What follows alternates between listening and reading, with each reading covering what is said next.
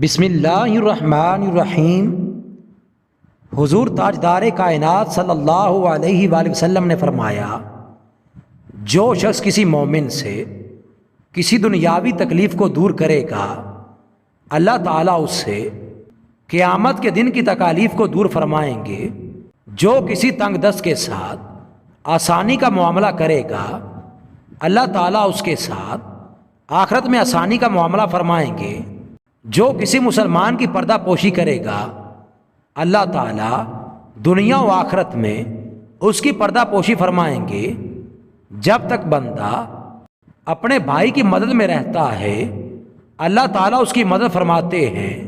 جو شخص کسی ایسے راستے پر چلے جس میں علم کو تلاش کر رہا ہو، تو اللہ تعالیٰ اس کے لیے جنت کے راستے کو آسان فرماتے ہیں۔